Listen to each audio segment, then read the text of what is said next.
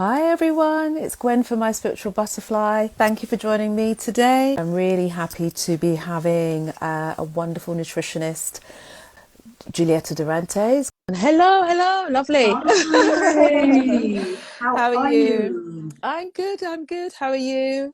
Yeah, really well. I've just been to the beach this afternoon, Oh, so not to rub it in anyone's I face, but I'm know. just feeling good.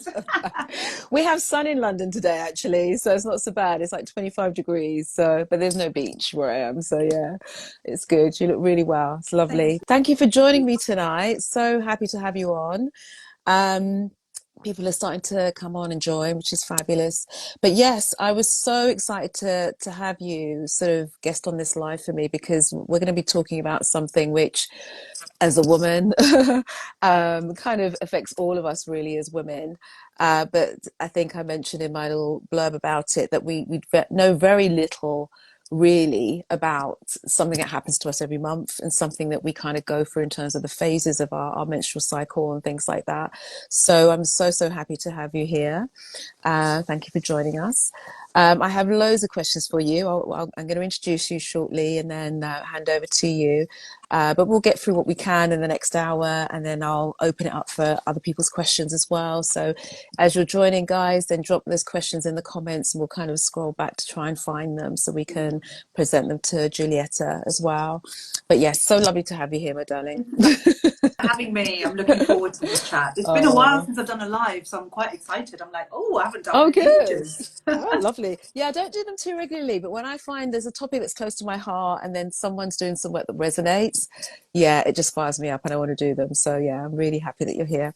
So, I'll just introduce you, Giulietta. So, Giulietta, as I said earlier, is a menstrual cycle nutritionist on a mission to show us how our menstrual cycle can be the key to accessing the most complete version of ourselves. So through hormone healing, nutrition, she aims to inspire us to align with the powers of our menstrual cycle and to deepen our connection with self so that we can explore and redefine what it means to live in harmony with our hormones. So Giulietta's unconventional blend of hard science, which I love, and a love of spirituality, which I also love, have earned her the title of Hormone Whisperer, which is the title of our live today.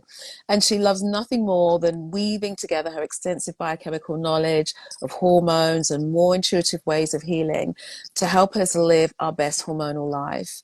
And Giulietta is also the co-host of the Femme Powered podcast, along with Natalie K. Martin. I'm sure she'll be telling us more about that as well. So yes, so we're going to go straight in there. Firstly, I'd just really love to know what inspired you to focus on women's hormonal health and nutrition. So sorry, it cut out a little bit there, but I Oh, think did you asked I? me what led me to kind of this to get into this, Yes. right? Yes, Yes. absolutely.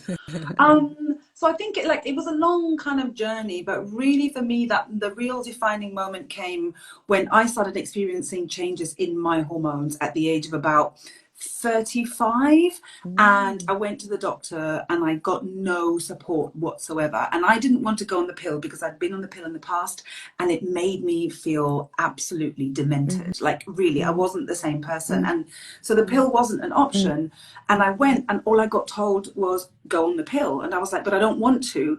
I even played to see a private consultant, one of these, like, it was like the best consultant, gynecologist in the land, and that gynecologist also said just go on the pill, and I was like, but there are no other options, right? So I think that was for me a really defining moment. I was already doing nutrition, but generalized nutrition. And that's when I was like, okay, well, clearly I have to take matters into my own hands. And I was like, let me look into this. And I was actually diagnosed with fibroids around that Mm. time. And even then I had to push for a diagnosis because I didn't have enough fibroids to fit the official diagnosis. But I was like, it doesn't matter if I don't have enough or they're not big enough. There has been a shift in how I'm feeling. Mm-hmm. There has been a shift in my menstrual cycle. So I want to do something about it. And I very clearly remember saying to the doctor, it's okay, I don't want to go on the pill. I'm going to try and manage this with nutrition. And she said to me, don't be ridiculous. Nutrition does nothing, for you can do nothing for your hormones. And that was that moment when I'm like, okay, it was a bit of a challenge, really. I was like, well, let me prove you wrong. And that's when I really started researching about fibroids, getting to understand more about the female body, our hormones. And that's when I sort of started really taking charge of my own hormone health. And as a result, because I was doing that work more and more, I was starting to see more and more clients, other women with hormonal issues, and we were really like, oh, hello, Sarah. Sorry, just seeing somebody joining. Yeah, so it was that kind of defining moment for me. But then I started really also getting really into doing testing, like functional testing, so much more in-depth testing than a blood test, where you go when the blood test comes back normal but you're like, I am not right, there is something going on here, right? So, and I loved really going deep into that. That's that hardcore sciencey geeky part of me, because that was like giving answers and validation, because it's like, look, this is what's happening, we can support you. It's not that you are ill or you're sick, but there is an imbalance and we can support that. So I think that was kind of like the journey kind of unfolded from there. And I think a bit later on, I came into more menstrual cycle awareness, so understanding that we shouldn't feel the same every day, which was like just mind blowing. It was just like, just to kind of just hear that, because I had trained in nutrition, I had also done like extensive training in hormone health, but then nobody had ever said to me, it's okay not to feel the same every day of the month, because a lot of my work was like, my clients would come back month after month and they'd be like, I still have PMS. I still do, and I'd be like, I am rubbish at my job. Why can't I get them to not? And then when I realized, actually, a shift in mood is normal, and that's okay. Of course, we want you to feel your best, but it was really like another big moment for me. That kind of like, I don't know about you, maybe when you first heard that message of you're not meant to feel the same every day, you kind of go, there's this deep like knowing, right? And you're just like, oh, okay. So that's where my work kind of took me after that. And yeah, that's where I am today.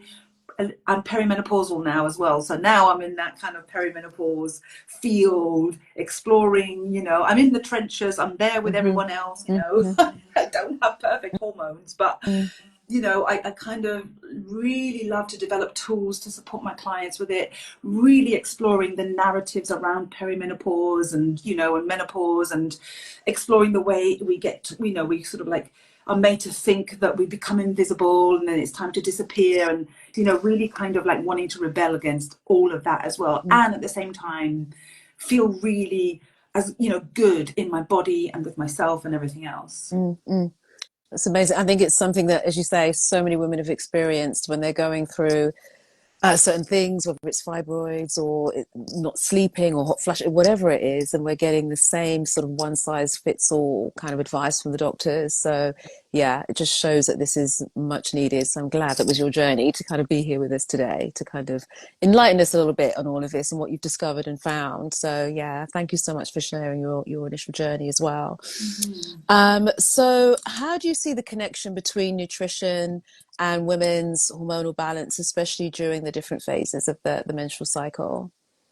Yeah, so this is a great question, right? Because going back to what I was saying before, like when you understand that we have different phases of the cycle and the hormones involved, mainly estrogen and progesterone, have different levels, and they really influence how we feel. Not just how we feel, they influence the quality of our sleep, they influence our appetite, they influence our cravings, like everything. So once you start to understand that and how you can support yourself nutritionally through the phases, you just developed a completely different relationship with yourself, with your body, with your cycle, with everything.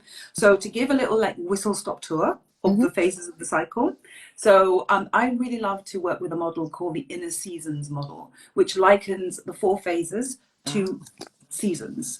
So I really like it because we can really, it's easy, right? You're like, oh, winter, how do I feel when it's winter? Okay, I want to curl up, I want to eat lots of warm, nourishing things, I'm quite like, energy is low. And that's inner winter is when we have our periods. So inner winter is menstruation.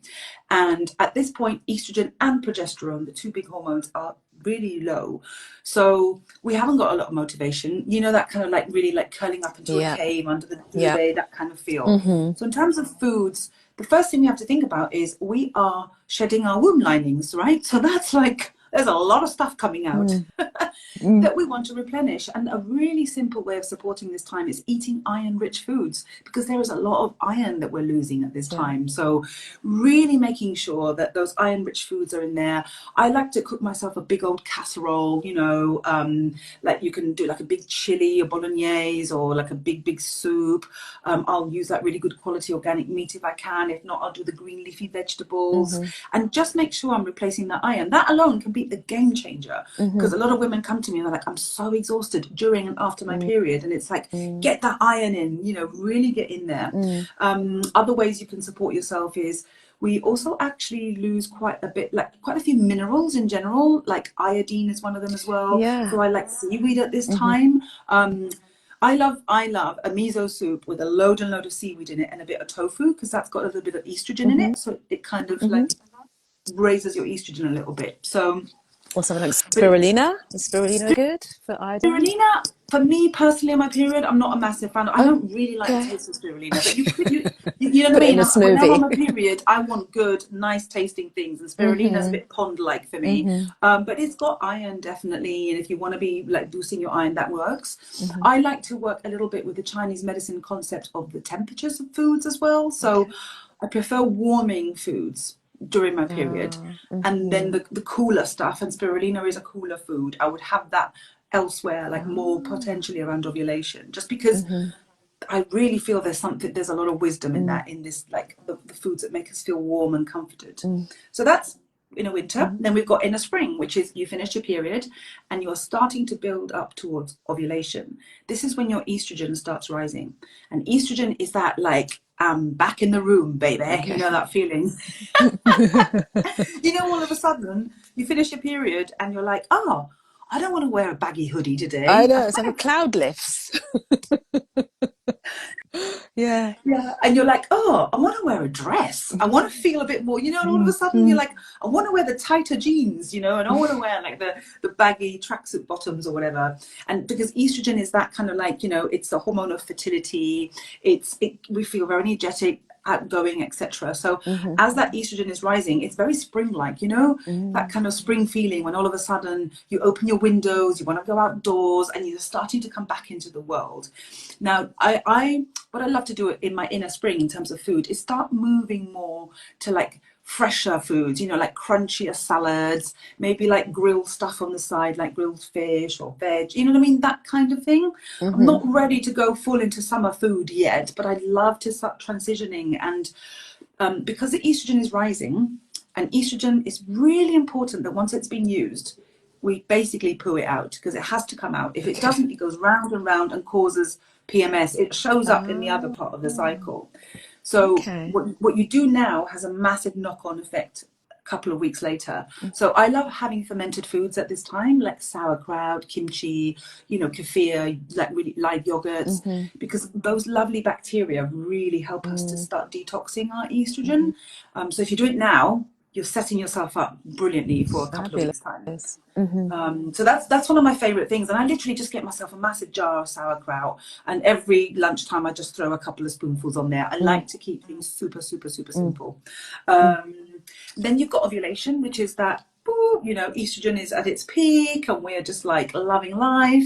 And you know, you may have noticed, and this is mind-blowing, but estrogen suppresses your appetite. So, and sometimes we don't put two and two together, but you know, there's a couple of days a month when you're like, I'm not really that hungry. I could probably survive on a smoothie all day, you know, and we sort of beat ourselves up because we're like, why can't I always want to eat like this? And the answer is your estrogen is sky high, and you're not, you know, your appetite is suppressed. So this is a really good time for antioxidants. We need a lot of antioxidants for a healthy ovulation. I say an egg for an egg, because you're popping an egg out. An egg has lots of B12. We need lots of B12 for healthy ovulation, so that's a great thing to do. This is a time to knock yourself out with salads, smoothies, fresh stuff, crunchy things, you know, all of that. And if you are going to fast, I would say ovulation is a good time to try a little bit of fasting if you want to. You don't have to, but biologically you're much more prepared for fasting around this time in the cycle. So yeah, and then estrogen crashes, and we all know this part of the cycle in autumn, which is that kind of it's a bit of a tumultuous time. If you ever look at chart of hormones, estrogen starts dropping, Mm. and then progesterone, the other hormone, starts coming up. Progesterone makes us crave more carbs. Progesterone, we need quite a lot of glucose to make progesterone. So that's where those, like, you know, all of a sudden you're like, I just want all the sweet things. I want the carby stuff. And there's a real biological reason for that. And then end of in the autumn, everything just, estrogen peaks again, and then everything just crashes out of the sky, right? And that's when we can feel that, you know, that the cravings can be high and everything else. But we can still support ourselves by, you know, including more carbs in our diets. You know, we demonize them, but, you know, like, how about some really delicious things like brown rice, sweet potatoes, quinoa? All of these things are great, right? And being really intentional and making really lovely snacks for ourselves and enjoying them. Like, there's such a, I don't know, this kind of like, it's a permission slip. Finally, somebody says to you, actually, you need this food. And also, we need to eat more calories at this point in our cycle. We actually, I mean, I'm not a fan of calorie counting at all, but we actually need around 150 to 200 calories extra a day in this phase of our cycles. And so many women I work with spend the entire time in the inner autumn battling that need. You know, when you're like, oh, I really, really, really, I'm so hungry, you know, and we don't do it because we think we shouldn't, and all of this stuff. So Yeah, but when we can now understand why we struggle, particularly when you said about fasting and people want to fast, or they're doing a intermittent fasting every single day, and then, oh, I failed, and they can really beat themselves up when they're like, well, I didn't succeed today, or my diet failed today.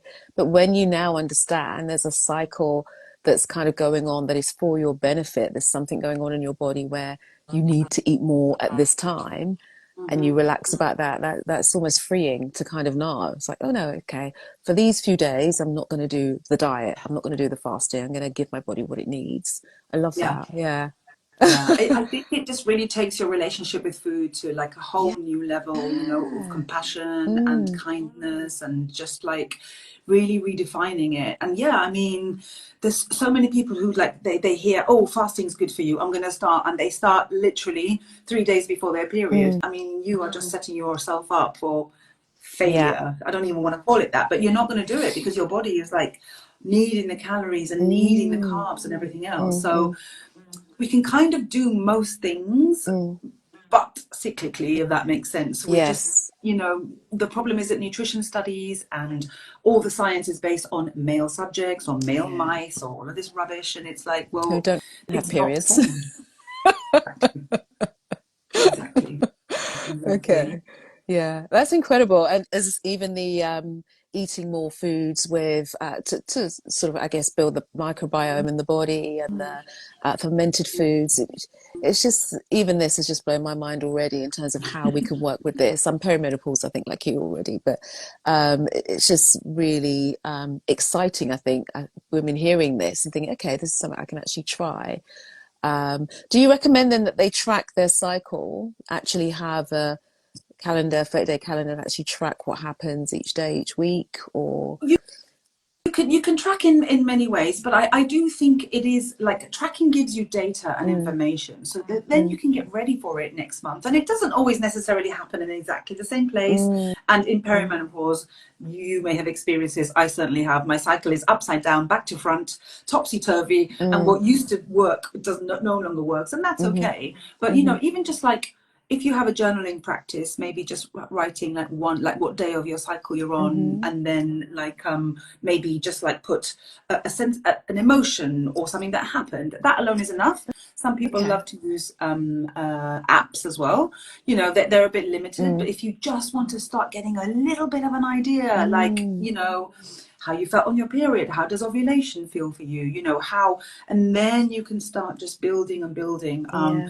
and it just becomes quite fun actually to get to see what's happening every month. And when you start understanding how these hormones feel in your body, that is really quite something. You know, you're like, oh, I can tell that everything has fallen out of the sky today. You know, you just got that moment where you're like, whoa, you know, and you're like, okay, I'm ready for it. So I Yeah. call it, it's almost like strapping in for the Yeah. ride. You're like, Yeah. whoosh, you know, Yeah. and then maybe telling people around you or people you work with or whatever, like, okay, it's one of those days. Everybody get Yes. ready. Just either leave me alone, you know, or you're going to get it, whatever you choose, but you know. So Yeah. yeah. It's just good to understand. I love it. Just understand what's happening. And so then it becomes a bit more of a choice rather than feeling completely powerless about what's going Yeah. on and not knowing why you're up and down. Love it. I love it so much. Thank you so much. So is nutrition the only factor you consider when you're working with your clients, Giulietta? No, I really love to build in a lot of lifestyle Mm, stuff as well. You know, like you mentioned at the beginning of my bio, like this concept of spirituality, just like I mm, think it's more addressing our emotional and spiritual needs as well, because you can really use your cycle to help you access all these other parts of you too. mm, And nutrition, as wonderful as it is just one aspect of it all. Like you could have the perfect diet, but if you're stressed and you're, for example, if you feel unsafe in your body or in your life, like the toll that that is going to take on your hormones will be huge. mm, So, you know, we have to work on all sorts of things. And I love the lifestyle stuff because it's enjoyable and it's fun. mm. Like one of the things I tell a lot of my clients to do is go and have a sauna. And they're like, oh, you know, I'm like, yeah, let's do some Yeah. saunas. Like, So a bit of self-care, yeah, basically. a lot of self-care. Yeah. Literally, sometimes it's like go and have a lymphatic massage, go and do that, Yeah. you know, like it's, and even like just like what are you doing the first 10 minutes of your day? You Mm, know, how are you starting your day? mm, These things are so powerful because you know the way that hormone health works, it is all regulated by the brain. The brain is constantly like measuring hormones in the body but also our environment and mm, then telling all the other hormonal glands what to do. So we've got to keep this brain happy all the time, mm, or at least mm. let the brain know that life is good. Good Yes. nutrition lets your body know, that the brain know that, you know, there's no famine, we're not going to starve, it's okay, right? Then it's like, because it is like that. That's how potentially if you don't fast correctly, the body's like, oh, or if you're dieting or restricting your eating, your body is like, your brain is like, oh, this is an emergency, this is an emergency, Mm, let's really shoot up all the cortisol or the adrenaline, let's keep going, you know. So I think the lifestyle stuff is really important to really let our brains know that everything is okay. Literally, like I love to ask my clients and myself, it's like, what messages are you sending mm, yourself? What are you, you know, like when you're walking around, when you're waking up in the morning, what messages do you send your brain? You know, like mm. do you wake up and immediately go on your phone?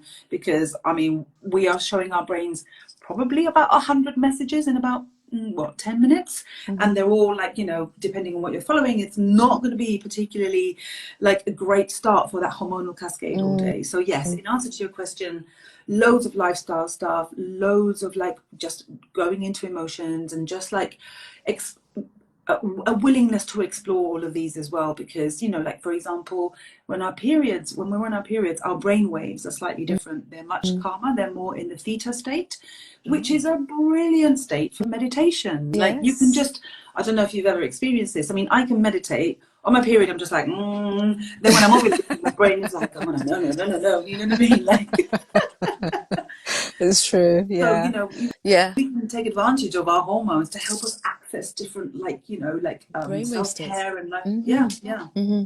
I love it. That's brilliant. So with the are there any common misconceptions that women tend to have about their hormonal cycle and nutrition, and how do you kind of help dispel those myths for them? Well, I think the first one is, I think a lot of us still feel we have to feel the same Yeah. every day. And I do this Yeah. work all the time and I still struggle with this some days. I'm like, oh, I felt so good yesterday. Why am I so tired today? Mm, You know, and it's like mm. surrender, you know, and it's really hard because most of the wellness messaging out there is, oh, I will show you how to have good energy all day, every day. And we're like, Yes. oh, Yes. that sounds rather lovely, Yeah. you know. Yeah. Yeah. But we're not Um, made to be that way. no, We're we're not not. built to We're be not. that way. Yeah. We're not. So Yeah. I think that's probably the biggest Mm, one in mm. terms of that. But I think, you know, other ones potentially, oh gosh, I mean, there's a lot around menopause and perimenopause, you know, like a Mm, lot of, and also around periods. There's this whole like thing about them being a curse and how they are yeah. inconvenient, and you know, we just want to kind of not have them. And no judgment at all. Of course, you know, for some women, periods are extremely painful and they deserve to Yeah. get all the help they need and everything else. But, Mm-hmm. you know, can we start rewriting that narrative around periods being inconvenient and Mm. a pain? And like, can we start leaning into, well, how can we actually tap into the powers of this time? How Yeah. can we use this for slowing down, self-care? So that's a really, really, really big Mm. one as well. I feel that Mm. periods are a curse, you know. I Yeah. mean, one of the words for periods used to be the curse, Yeah. right? And it's like, oh, Exactly. One of the common ones I hear from people in my community who are kind of more menopausal, they'll talk about having menopausal brain and just yeah, accepting that, you know? And yeah, yeah, so I don't know yeah. if that is actually a myth or true, or is there anything they can do about that? I mean, yes. When the thing about about Mm, menopause is, as estrogen drops, mm, estrogen is very important for brain health and mm, neurotransmitter health. mm, So yes, the brain fog in menopause and perimenopause is real. It is mm, there, but I think it's that kind of like resignation sometimes that that's mm. how it has to be, and it's like, Yeah. absolutely not. We can get lots of support. We can do holistic stuff. You can explore the HRT option and see if it's for you. You can get to understand what brain fog feels like for you. Actually, sometimes can you use it to your advantage? You know, there are sometimes, I know it sounds really, really counterintuitive, like a brain fog to my advantage, but again, You may you want to forget know, something. yeah, yeah, the forgetting. I mean, I did a Yeah. classic one yesterday, you know, classic perimenopause. Instead of putting the washing machine on, I put the oven on. Oh, And okay. then Okay. I was like, why is this washing machine not working? And then, because my mind was on too many things, to be honest with you. But then I was like, Mm, oh, that was a good one. But mm. yeah, I think that's, it's really noticing where we're just like accepting all these cultural like Yes. stories Mm, and going, is that really true for me? mm. Or can I do things to support myself? And I mean, it's great that there's so many conversations about perimenopause and menopause these days. It is incredible, but it's not like, I don't know. It's like we really need to challenge it, right? Otherwise, we just all end up back in that kind of like, oh, I'm so tired. Oh, and it becomes almost like a self-fulfilling prophecy, if that makes sense. Yes. Yes, definitely it does. So how does the nutritional needs change during those stages? So during puberty, pregnancy, perimenopause, menopause, but particularly I guess perimenopause and menopause. Yeah, so I would say there are some basics that are always there Hmm. nutritionally. So we always need lots of protein. I talk about protein a lot because Okay. a lot of our hormones are made from protein, Mm. particularly the steroid hormones, Yes. the testosterone, the estrogen, etc. So you need to give your body all the building blocks it possibly needs. Mm. If you're a bit stressed, the body is going to shuttle that protein to make stress Wow. hormones, not your reproductive ones. Hmm. So that's really, really important. Any stage of your like hormonal life cycle. Mm. Mm. Another always like one to think about is good fats, right? We need good fats so that our cells can communicate properly. They're anti-inflammatory. They help the brain feel happy, and therefore that will then trigger a lovely cascade of hormones. So those two things are almost like non-negotiable at every phase of the Yeah. cycle. And the good fats are, is that avocado, olive oil? What are the good fats? Just for Yeah, people that so don't know. things like, yeah, no, avocado, extra virgin olive oil, things like coconut oil, good quality organic butter, even Hmm. ghee. And then you can use some of the nut oils, but don't ever heat them, because once they heat, they kind of become like a little bit unstable and they become Okay. inflammatory. Oily fish is a wonderful one as well. Mm. Nuts and seeds. And then I think we need to talk about the bad fats as well, Mm. right? Because we all hear these terms and it's like, what does it mean? Yeah. And the bad fats are those, first of all, the ones that are like have been chemically altered. Okay. So anything that's a margarine or a spread that's rock hard, anything other than butter that is hard, has been chemically altered. We Okay. used to call them, like they were hydrogenated fats. Yeah. Then that became very unpopular. So now they give them all sorts of really complicated names. And you're like, oh, I think that's okay. It's Mm, not, mm, mm. basically, right? End of That worries story. me a bit because being plant-based, then, Yeah. I'm having the plant-based Yeah. butters and spreads and things like that. So maybe that's, Yeah. I don't know, for me. I'll maybe stick with olive oil or something. Yeah. Yeah, Olive oil is that's interesting. definitely the best one to go for. And I Mm, think really just since as we're talking a little bit about plant-based, like really being aware of a lot of the plant-based products. I mean, it's great because there's a great awareness now, and there's loads and loads of options. But you know, I think a lot of manufacturers are hopping on the bandwagon, They are. and the minute they write plant-based, they know it's going to sell. So you have to probably be even more discerning when eating plant-based products like that. You know, just check what it says on the back. If it's got like more than 5 or 6 ingredients and you barely understand what they are, just don't touch it, because it's going to be so altered, you know. So one of the things that a lot of my clients always get really upset with is the plant milks, because there are plant milks and there are plant milks. You know, there are plant milks that have a lot of oil in them. They put vegetable oils in them, or rapeseed oil. The barista, you know, those versions that kind of are really like the creamy nice ones, the ones that everyone wants. And not the best ones for you. They are not the best ones for you, because they've got the oils in them. So always go for like the really kind of the plain ones, you know, that maybe just has almonds and water, or you know, oats and water. Just check, always check the label at the back. And it's not necessarily the most expensive ones. Some of the actually like the really cheapy ones in places like Aldi and Lidl will sell like just, you know, the nut and the water. So just being aware of that is a big one as well.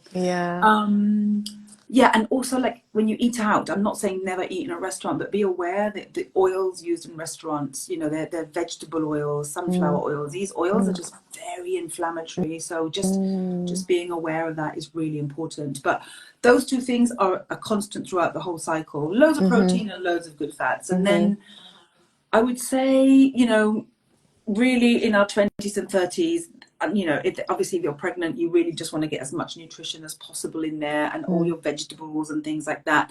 I think the real thing happens, that shift, you know, really in that perimenopause, right? All of a sudden you're just like, oh, you know, like your body shape starts changing. You're like, but I've had that breakfast for like 10 years and now I'm starving 5 minutes later and it's just not working for me. And the thing is, at perimenopause, our the way we handle glucose changes quite drastically in our bodies. And I'm not saying we're all going to end up being diabetic, but we start on that path of insulin resistance, which means we need insulin, the hormone insulin, to let sugar into the cells. And the problem at perimenopause is we produce a load of insulin, but the cells are like, no, we can't be bothered.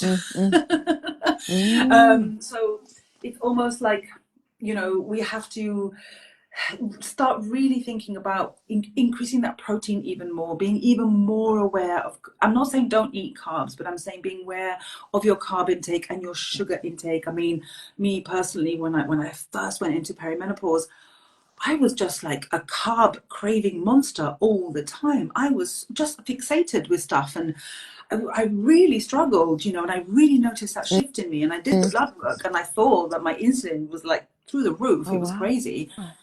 So that's something to be really, really aware of. And then like post-menopause, metabolism also slows down. So we have to just start maybe decreasing portions, not in a restrictive way or anything like that, you know, but like just being aware that maybe the huge plates we used to eat when we were 20 are no longer really serving us, you know, really watching that sugar, the carbs and the alcohol, which is never a popular one either. Okay, so yeah, so there's quite a few things to think about with the protein, fats, no alcohol, the nut milk. Some really great advice though as well. Yeah, okay, to help with the journey. Oh, but I guess things like fish oils and things like that will also help with the brain. You talked about that, and the good fats with the brain and the memory. So it's good to know that we don't have to surrender to it and go, right, memory, I've got no memory, I'm menopausal, that's it. We now know that, you know, it is a potential symptom, but there are some things that people can do to have a look at that. So yeah, it's amazing. Thank you. So I know we talked about it a little bit in the beginning. So I know you've done a lot of work about on cravings that we have during certain times of our cycle and the menstrual phase as a whole, and what they actually mean, so we can read more into them. Are you able to share a bit more about what you've discovered? Yeah, I mean, for me, I really got into the whole world of cravings, because of my own experience, but also because I found that a lot of the conversations around cravings were just missing the point. You know, I was like, why do we have them? You know, why are they there? There has to be a reason. I'm always like, a bit of a detective, and I'm always like, but why? But why? I always need to know why. And it's like, you know, and I didn't come up with this theory, but like, it's literally, cravings are a way of your body speaking to you and asking for something, right? They are not to be pushed and ignored, because your body will make sure you listen to it in one way or another, you know, as we know. So a lot of my work around cravings is like really like, you know, moving away from demonizing them and working with them and trying to understand what is going on. The brain is really, really, really, really clever. And, you know, the thing is, sometimes you're like, well, why, you know, a craving for, I don't know, like a massive chocolate bar, how does my brain know? But the brain is very clever, because a chocolate bar has magnesium, it's got a lot of sugar, it will release dopamine, it helps with serotonin, it has iron. Oh my god, like that's why chocolate is such a popular craving, because it ticks so many boxes. The brain knows what it's doing. Even the weirdest cravings have a reason behind them. Even like I learned recently, like I love a bit of sparkling water. Like, it's been shown scientifically that the bubbles actually release tiny bits of endorphins in the brain. Like, Oh, didn't know that. yeah, I know, right? Okay. So even like even something like that, you know, all of a sudden, like, I love a glass of sparkling water. I just love it, and I know now that it's like just a little like my brain just fizzing over, you know. So my main message with cravings is always like, okay, so what does my body need? What can I give it? And go towards it, because I think so many of us, the minute you feel a craving, you're like, oh no, I need to suppress it. I can't listen to it. I must lock the cupboard or whatever, you know, because it's a diet industry, you know, and all this stuff making us feel that we can't control our bodies, right? We cannot be trusted, you know, so buy their bars, their like rubbish diet bars or whatever, because that's okay. And it's really like unpicking all of that and trying to understand what does my body need, what can I give it, because you'll be really surprised what happens when you go up close to your cravings and you're like, okay, you know, and working with them. And going back to your question about the menstrual cycle, there are so many opportunities throughout our menstrual cycle to try and understand our cravings. And the great place is obviously those 3 or 4 days before our period, right, when we're all a bit that everything's tanking. And it's like, wow, can we use as an opportunity to listen to our bodies? Maybe we can prepare something super delicious, like some sweet potato brownies, and just eat them. Like, one of my favorite things to say to clients is, can you eat like the biggest breakfast ever? And I don't care what that breakfast is, you know, so big and so nourishing. And then see what happens to your cravings. Is it because you simply did not eat a big enough breakfast? And maybe have some sweet potato brownies that you've made, or buy some delicious ones, have them ready to go. When the craving hits, you know, like, enjoy it, like feel your brain just lighting up, and just loving the effect of those chemicals on your brain as well. Yeah. So my craving is crisps. That's my thing. What's that telling me? What do I need to understand? Yeah. So What's the crisps message? and salty stuff is Yeah. quite often adrenals, your adrenal Oh. glands, Oh. because our adrenal glands need a lot of sodium and they need a lot of electrolytes. And your brain knows that crisps are a really, really easy way to get that sodium in It's super quick. salty. Yeah. So should I be switching to like a different type of salt, Himalayan salt, Celtic salt, as opposed to the sodium? Is Yeah, it you going to be can get better for yourself a good. me? Yeah, you could even, what I like doing at this time is like roasting a load of nuts, Oh or yeah. chickpeas or Mm, something, and putting mm, them in there, covering them with like tamari sauce mhm, or something, and some mm. herbs, some spices, salt, and make yourself a really like salty, delicious snack that you've got ready to go, you know. Mm. And sometimes you may not want to do that. I mean, my thing is salt and vinegar crisps. It's like, oh, it's just the Yes. best. And there are times when I make the executive decision, I want the salt and vinegar You crisps want the today. naughty crisp. Yeah, yeah. And that's okay. And I'm going to enjoy every minute of it. Hmm. I'm going to enjoy it, right? Like, literally every crisp is going to be like this beautiful, like almost like a ritual. And then I'm just going to Yes. be like, okay, I've Yeah, given myself what I needed. I'm just going to move on. yeah. You know, sometimes you can feel this time I can have the healthier version. And other times Mm, you just know deep mm. down, you're like, no, it's got to be the crisps. And that's Nothing's gonna. okay. Mm. It's Yeah, just because do I'm it and move thinking on. if I'm someone with a chocolate craving, and I go for the normal Cadbury's chocolate bar or whatever, which probably doesn't have a very high cocoa content or No. whatever, am I just going to then crave more later because I'm not actually satiating that craving? Does that Yeah, make sense? yeah, absolutely. I'm not satisfying it. You might not be satisfying. I mean, the sugar is going to give you like a sugar boost, and you're Okay. still going to get like, don't forget that these, especially like these kind of like more low cocoa, like more processed things, they have Mm, been designed in laboratories to make your brain light up, mhm. but they've also been designed to trigger lots of dopamine, which is our Okay. neurotransmitter of reward and Hmm. addiction and coming back Hmm. and back.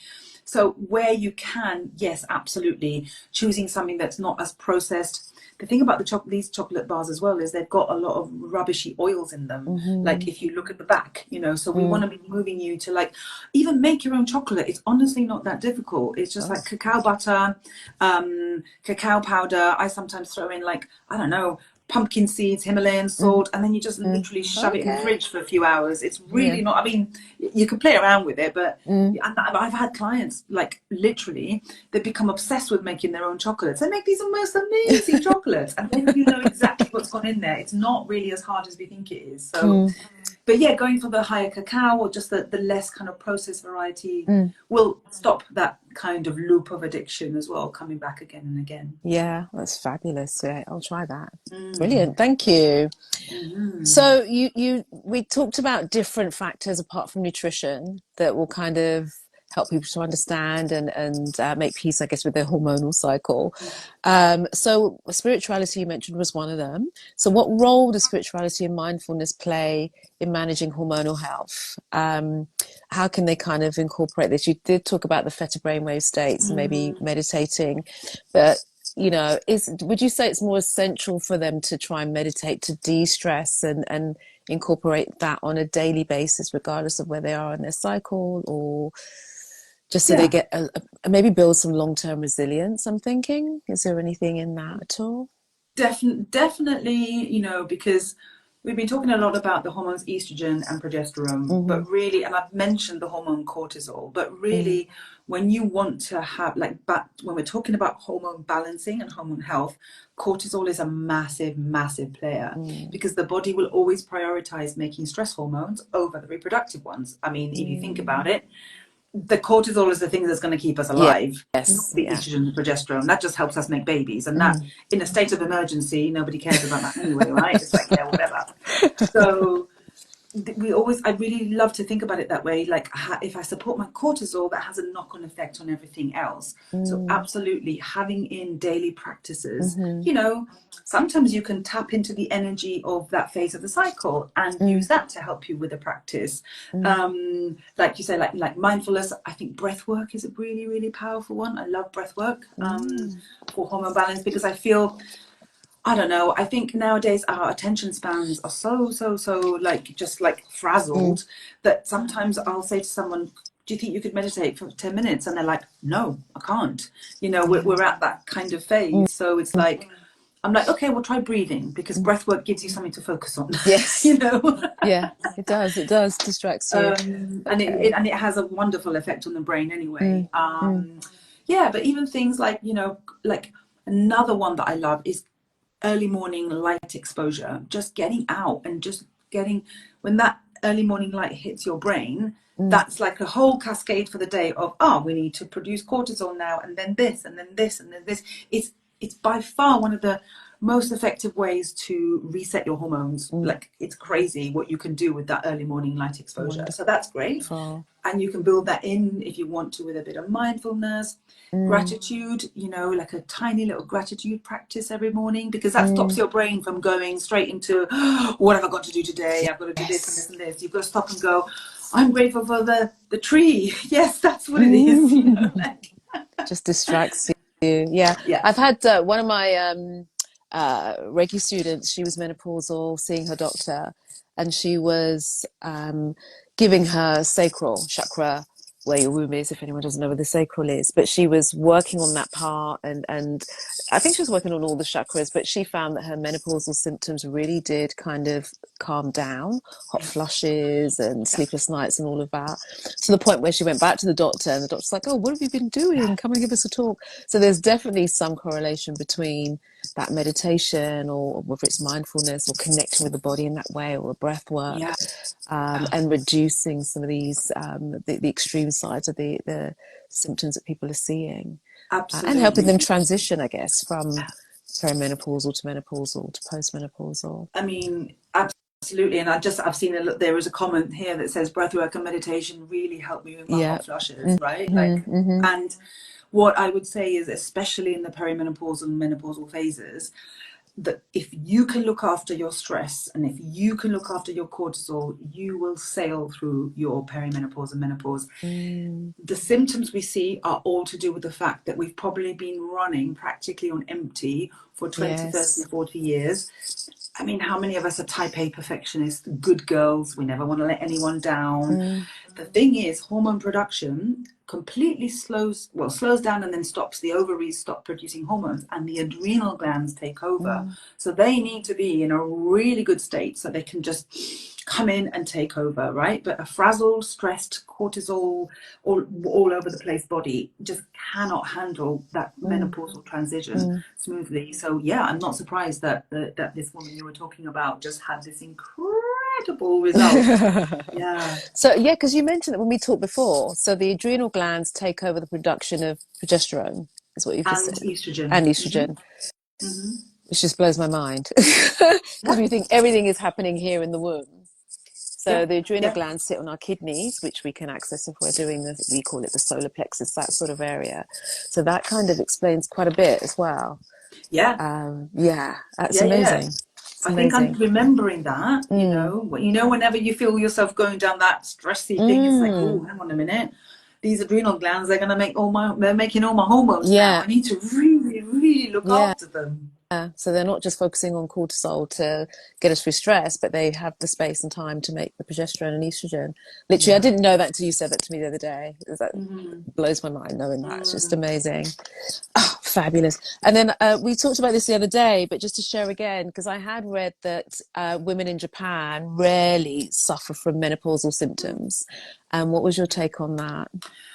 Yeah, I think the issue with this is we find a population that are quite healthy for some reason, and Yeah. then we get a bit obsessed and we think, women in Japan eat soy, so soy has to be the answer to all our problems, for Mm, example. hmm. And then we go and eat a load of processed soy in the West, but we don't address our stress, we don't do anything else, and we're like, we still have menopausal issues. Oh Mm, dear, right. mm, So I have a few thoughts on this. I mean, I think first of all, it's like I wonder whether there is the culture around menopause is there, whereas speaking about it, maybe it's not even a thing. Like, for example, our grandmothers didn't really talk about menopause. I no. never really got a chance to talk to my grandmother about her menopause at Mm, all. So, and I don't know, so I obviously very happy to be corrected, but I don't know the kind of what if there's taboo surrounding these mm, conversations. That I don't know, but even if that's not the case, I think I shared with you last time we talked, it's like, so the Japanese diet is very, very rich in vegetables, and the Japanese messaging by the government, right? Like, like in the UK it's 5 a day, well the Japanese are 13 a day. mm, So what does that tell mm, you? mm, They are just eating so many more vegetables every day, and that is mhm, another big one. Like, mm, eat your vegetables, eat your fiber, eat your antioxidants, and that's going to put you in a much more hormone supportive state. mm, They also, they will have like fish, like things like sashimi and all these like oily fish. mm, They're mm, not even cooked and they're very fresh. So the omega oils in that are mm, fabulous, right? So mm. you've also got that. Plus, the way they prepare their soy in Japan is it's fermented. Yes. It's Yeah. it's a very different processing sort of like method to having like a soy Mm, yogurt that we would have in the supermarket. You wouldn't mm, have that in Japan. I mm, don't know if you've ever had the chance to taste like Japanese soy milk, but it tastes nothing like the soy milk, the Alpro or whatever. mm. Like, it's completely different because it's been fermented, and it's the process of fermentation that makes soy very supportive for our hormones. So Mm, there's also that as well, whereas I think we heard this message and we were like, okay, we'll just eat a load of soy mm, because it's clearly good for us. So I think there's a lot going on there, and you cannot isolate just one thing. You really, really, really yeah, can't. But I definitely think the fact that they eat way more vegetables, yeah, good quality oily fish.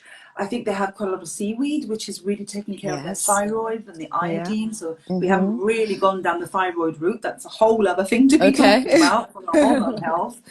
But I Mm-hmm. think I think overall their diet is just much more hormone Mm, supportive, and the way they manufacture their food is also really hormone yeah, supportive as well. yeah.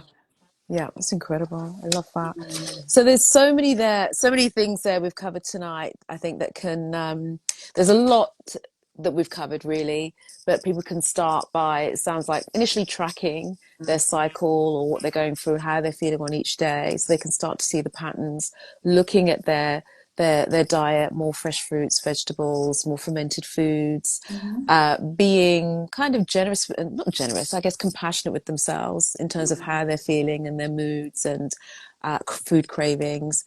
I like the analogy of the seasonal cycles and using that in terms of looking at if you're still having a period, looking at that as well. There's so many wonderful things that you shared tonight. But I'm just going to go, let's maybe have some questions because there's quite a Mhm. few coming through and I know we're missing them. I'm going to go all the way. Actually, let's just do the most recent because they're probably still online. So one's come through from Sandy. So Sandy's saying, "Hi, Sandy. For years, I've experienced migraine symptoms during my cycle. I thought this would go post-menopause or once I was post-menopause, but I'm still symptomatic. As a nutritionist, what would you advise?" Mm. I mean, now this is going to turn into a full blown consultation, but really, it's like, Oh, I'm just kind of curious, like, when you were having periods, where were the migraines? Were they just before your period? Were they during your period? And has that kind of changed now? Where do they appear now? Obviously, you don't have a cycle, but are they really regular, like once a week, or are they random? Like, what's going on there? And how postmenopausal are you as well? Because I think sometimes it takes quite a long time for hormones to settle fully. You know, like, I don't know if you've ever seen a graph of estrogen, especially in perimenopause and menopause, but my gosh, like, that is the estrogen is going absolutely bonkers in perimenopause. So they can get worse, much, much worse. I mean, the theory behind hormonal migraines and headaches is it's related to that drop in estrogen. And when estrogen drops, that lowers our serotonin, and serotonin is very, very, very, very important for pain perception. And it's when it tanks that we get these horrific kind of headaches. yeah. Um, Over the And last it, few weeks, it's been weekly. Yeah. mm-hmm. You know, and again, things that you can try are things like magnesium can be really, really helpful. Magnesium is very calming, and it's a relaxant, because sometimes we've even got like, it's the fascia around our brain, you know, that's all like really, really tight and jammed. Mm, This sounds a bit odd, and you know, sometimes people say, what are you talking about? But like, even like, really sometimes, and I know when it's a migraine it's awful, but sometimes really trying to sit with it and just like let it kind of like be a little bit sometimes can actually make it go faster. um if it's still happening post-menopause and you're quite post-menopausal, then actually it may not be related to hormones. It could be something else, especially if you're like a few years now in menopause. There could be something else. Sometimes it's also sodium and dehydration, like, having electrolytes, you know, having a good glass of electrolytes every day, or eating quite sodium rich foods. Weirdly, I found that miso soup can help sometimes because it's quite high in sodium. So that could be something else to try. mm, Because I'm wondering if they're still happening post menopause. It may not necessarily, like I said, be an estrogen thing necessarily. It could be linked to other stuff. mm-hmm, mm-hmm. You could also try like fish oils, but then none of these things work straight away. This is the other thing, right? We try a few things and then we get another headache or a migraine, and we're like, Yeah. well, that didn't work. Like, Mm-hmm, it's any nutritional change you make, you have to do for about 3 months mm-hmm. at least to see any That changes. makes So maybe sense. things like that, the electrolytes, yeah, your magnesium. You're welcome, Sandy. Yeah, magnesium definitely is a really good one. And don't be afraid to go quite high dose, but spaced out throughout the day. Mm, You know, I like the powdered magnesiums as well, just like a good form, like a glycinate or a citrate, and have it every couple of hours just to like really, really help you, and then have it consistently all month. It can be a real game changer, something like magnesium for migraines and headaches. yeah, wonderful. There's some wonderful things for Sandy to try. She said she started magnesium and she's forgotten to take them. So yeah, it's exactly what you said. Sometimes you try things for a few days and then You're like, no. carry on with something else. We've got to give it a chance to try. But Sandy, I hope you've got some good tips there. There's lots of useful things there. If you didn't get them all down, then the recording will be on the page anyway. But thank you. Then we've got Kat the therapist, Kat the oh God, optimist. Yes, that's it. Cat the So yeah, optimist. Kat the optimist. So she's saying, I'm 40 now and just found out that I have a couple of ovarian cysts and uterine fibroids. Is there anything you would suggest to help reduce them or keep them from growing? As I was told, they are also hormonal. Yeah. Hormonal. Great question. So I Mm, have fibroids as well, so completely resonate. So mm, the reason they say they are hormonal is because they are linked to high estrogen levels. Estrogen encourages the growth of things. It's great, it helps things grow, but sometimes it helps things grow too much, or it encourages the growth of things we don't particularly want, right? yes. Yeah. So, what we're talking about here is something called estrogen dominance, which means we have too much estrogen in relationship to the other hormone, progesterone. We want them to balance each other out because they kind of calm each other down. You know, Mm, progesterone calms estrogen down, and estrogen gives progesterone a bit of a mm, lift. What I would say is something that's really, really great for fibroids, especially, is acupuncture. Acupuncture mm, is amazing for fibroids. It just seems to work really, really, really mm. well.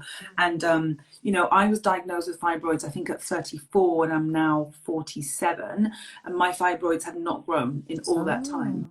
I have worked quite hard at that, and acupuncture 100% has really, really, really helped. mm, mm. So you could try acupuncture. Then the other side of this is your estrogen. Now you're 40, so your estrogen, like I was saying earlier, is probably going to be doing this. It's going to be going up Yeah. and down and being Yeah. crazy. But we want you to try and balance that out. You know, the best foods for lowering and balancing your estrogen are what we call the cruciferous vegetables. So your broccolis, your cauliflowers, your kale. Just Google a whole list of them and literally just eat these vegetables on a daily basis on rotation, or pick the ones that you like and eat them. They contain compounds that Mm, really help to detoxify estrogen and pull it out of the body. I would also say to you, Kat, like, are you having a regular daily bowel movement? Because we need to poo out the estrogen. If you're constipated, it's not going to come out.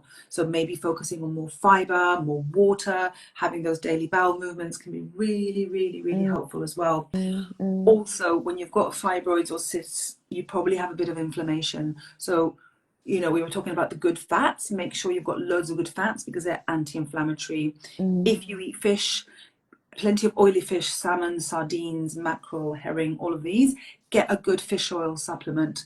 So powerful for reducing inflammation as well. So, but yeah, Yes. there is loads you can do to support yourself with cysts and fibroids, but make sure you keep them monitored. So if you've had a scan, I go back to my GP and get a scan every 2 years. I don't care what they Oh, think. that's a good I make idea. things up Hmm. sometimes, and I'm like, I need another scan. Oh, Because I want to see how they're growing, and I want to mm, always get a copy of your scan results so you know how many millimeters. They measure them all, right? it's a great They'll tell idea. you. Mm, And they also it depending, because some fibroids can be like in between the womb lining. Some, they've got different names and stuff. So empower yourself by getting that information. You may mm, not mm, understand it fully, but have it. So then when you go back in a few years' time and have another scan, you can compare mm, yourself, because you might experience a change in symptoms. You get another scan, and they tell you things like, oh, nothing's changed, but you feel different. You want to know, mm, right? mm. Okay, because even a growth of something changing by 3 or 4 millimeters is honestly enough to change your Yeah, symptoms. Your periods might have got much heavier, and you'll just be like gaslit by the doctor. They'll be like, oh no, and you're like, no, no, no. So get copies of your scans always, so you can yeah, really monitor yeah. yourself. Thank you for that. Hopefully that's useful, Kat. Mhm. Is there a correlation between, I don't know if we talked about this pre-chat, but between dairy and the estrogen in dairy and things like fibroids and things like that? I know when I also had fibroids a long, long time, probably 15 years ago, I had one removed. It wasn't too big. And really kind of heavy kind of periods and everything else. But when I became vegan and cut out the dairy, that's when I saw complete change Yeah. in all of that and the heaviness and stuff. But is there a scientific correlation between that, the dairy and fibroids? So dairy body contains something called insulin growth factor, which is, you can hear it in the word growth. It's there in cows to help their babies grow. You know, makes perfect sense. They need to grow, and it's a great thing to have in there. But too much insulin growth factor, if you already have fibroids or you have a predisposition, can encourage them to grow. It also depends on your genetics. Some people, it doesn't affect them. Some people it does. So it's having that awareness, and it's definitely worth cutting out to see if it helps. Obviously, in your case, it clearly helped. We've also got to think about the quality of the dairy, right? Because an occasional bit of good quality organic dairy or whatever, probably not too bad. But if you're literally having like plastic cheese on everything, that's probably not going to be great. Okay. But there is definitely, we want to be thinking about that insulin growth factor, because that's something that can encourage the growth of things like fibroids. Yeah. Wonderful. Thank you so much. It's good to know. I'm just seeing if there's any other questions. Yeah, Kat saying thank you so much for all the recommendations. Sincerely appreciate you sharing. You're welcome, Kat. You're welcome. I think I saw another question by B3 Liberty. Scroll up to find it. She's If you just can find it. underneath Cat the Optimist. If you can find it, you can read it out. Okay. Here we go. Oh yeah, I've got it now. Hi, I feel I'm ready. I'm really out of balance hormonally at the moment. I've missed my periods and also experiencing a huge purge in acne on the lower face and jaw, mouth. My moods and anxiety are also volatile. Any advice? Yeah, well, first of all, I'm really, really sorry that you're going through this, and you know, just sort of giving you the space to acknowledge what it's like, because I think quite often we're like, oh, you'll be fine or whatever. So it's sometimes we just want to just be recognized in the rubbish state that we're in. So you've missed your periods, acne, jaw, mouth, moods and anxiety. Obviously, without getting more information, it's hard for me to tell, but missing periods for me tells me what's going on there. I mean, and this jaw thing, the acne, potentially you want to go to your doctor and ask them to investigate for polycystic ovarian syndrome. Polycystic ovarian syndrome is usually characterized by very irregular or missing periods, and high testosterone. And high testosterone can cause these like really bad acne breakouts on the jaw, because that's where the testosterone receptors are. And there can be a lot of mental health implications as well, because it has a knock-on effect on the estrogen. If you're not having periods, you're not ovulating. And if you don't ovulate, you will not produce progesterone in the second half of your cycle, which keeps you calm. So I would really recommend that you go to talk to your doctor. And you know, it's not always easy because they just kind of fob us off or whatever, but just say, you know, I've had a quick chat with a nutritionist who suspects I may have polycystic ovarian syndrome. Could you please help me investigate this? You need to have a scan, you need to have bloods. They may not find any cysts. That doesn't mean you don't have polycystic ovarian syndrome. It's a syndrome. They need to do the blood tests as well. If you're not happy with that doctor, you go and see someone else. Seriously, like you keep on pushing and pushing and pushing until you get the support you need. But it sounds like, yeah, there's this, and even if it's not polycystic ovarian syndrome, it's sounding like that the ebb and flow of hormones, you know, the menstrual cycle ebb and flow with you isn't quite happening at the moment, and the brain and the ovaries are not really talking properly. But from what you're saying, this needs further investigation. Like, you know, it really, you need to get to the bottom of it. And if it's not polycystic ovarian syndrome, that's great. You can at least rule it out, and then maybe getting more like holistic support, maybe getting a bit of acupuncture, nutrition, all of that will be helpful. But you need to rule out polycystic ovarian syndrome. Yeah. Brilliant. Wonderful. Thank you for that. Hopefully that's useful. But yeah, again, lots of compassion for where you are right now, but don't give up. Don't give up. Kat is also saying, possibly the last question for us, or for you, I should say, is it still possible to have a healthy pregnancy with the fibroids and the ovarian cysts? Yeah. It's everybody is different, but please, you know, because yeah, if you go online and everybody, you know, there's all sorts of things, but it is absolutely possible to have a healthy pregnancy with fibroids and cysts and everything else. Absolutely, there's no reason why. But I think it's like we said, keeping an eye on them, monitoring them, doing all the recommendations that I shared with you. But yeah, I've had loads of clients who've had super healthy pregnancies and had like fibroids and cysts. So yeah, absolutely. Oh. It is a very, very, very good possibility that you'll be absolutely fine. Yeah, that's fabulous to know. Lovely. Hopefully that's helpful again, Kat. All sounds good. That's brilliant. Thank you. Oh, I think that's probably the last question on there. Yeah. But yeah, that's just been so amazing tonight, Giulietta. Thank you so much. Welcome. So how can people kind of work with you, get some more information from you, get in touch with you if they really need some more advice? What can they do? So my DMs on here on Instagram Yeah. are always open. So just drop me a message, Mm-hmm. and I'll signpost you to where you need to go. Mm-hmm. I love sending voice notes, so you'll get a voice note from me. If you want to explore the option of working with me one-to-one, you can book in for a free call. There's never any obligation to sign up. Again, I will signpost you to the right place, even if we're not going to work together.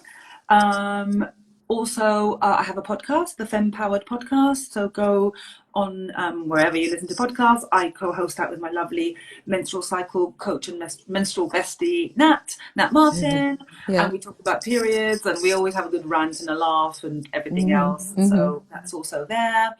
I've got free resources, like some free like meal plans and things. If you just go to the link in my bio, it's all there as well. But yeah, just honestly, like just DM me even after today if you've got more questions or you want to share something with me. I'm really, really passionate that we don't feel alone with our hormone health, and that we feel supported in some way, because we're talking about centuries of being gaslit, right? Like there's a fabulous book called Unwell Women, and it's like it was not just us, it's been like all the generations that come before us. This is in our DNA, medical gaslighting. And like I honestly believe my role is to like just provide an antidote to that, and just there are things you can do. You can help yourself. I can support you. I have a great network of other people who can support you, like even if we just have a conversation when I'm like, it's fine, don't, I've got you, I can do this and that. That for me, I think that's my role in life. Yeah, I'm glad it's your role in life. It's been so informative, incredibly informative. And I will be making sure my daughter sees this as well. And I'm glad it's going to be there for everyone else to see, because you have busted some myths for us as well, given us more clarity. As I said, there's no more shaming and guilt to our eating habits maybe that we have, and just encouraging us to get curious about that aspect of ourselves rather than demonizing it, as you say, and making it bad and wrong. But I'm hoping as well that the medical world in general catches up with what for example. One day. So that, let's hope so people aren't just prescribed on the pill, the progesterone, go on the pill, and it's just, it's causing more damage. It's causing a lot, I think, in terms of depression in young girls and teenagers and even women and all sorts of things. So we do need to kind of, I think, wise up a bit more about this and spread the word. And what you're doing is a phenomenal job on doing that, along with that as well. But I'm actually going to be listening to this again for myself so I can properly take some notes, because I obviously need to be present and can't do, but there's so much. It's a wealth of information that you've shared with us, and thank you for sharing so generously, accepting the invitation in the first place. And I'm sure many people will be coming to you and DMing you and seeking to work with you, and finally finding out what they can do to kind of help themselves. So thank you so much. It's been amazing. Thank you for having me. It's been a really, really lovely chat, and thank you for everybody who's been involved. It's been lovely to have such a really lovely active comment section and questions, and thank you. It's been really, really lovely. It's so nice to just see that, because it's always weird when you're just talking almost like yourself on a screen. I know. When you're like, there's people out there. There's loads of people here. Maybe you'll shout some out. So Sandy says hi again. Clara, we've got Dani. Hi, Dani. Obviously we've spoken to Kat. We've got Cara Marie Welby. It confuses me when I have to do these things. And we've got Nkechi. We've got Lau Bennett. Hi guys. We've got Loppy Lou. So there's so many people that have come on. Manuela. Hi Manuela. Christine joined. So many wonderful people. Amazing. But thank you so much for being here. I think people have come in, dipped in and out, and There's been a lot Wonderful. of people watching, but I know a lot of people will watch it afterwards at their Yes. leisure. But it's been superb. So thank you Thank so you. much Yeah. for having Thank such an you. open heart around it, Giulietta. You're welcome. Thank you. Thank you. And we'll Aw, touch base again we soon. But will. yeah, it's been beautiful. Thank Thank you. you. Thank you guys for Bye. watching. Take Bye care, bye bye. everybody. Have a lovely Bye. night. Bye. Bye.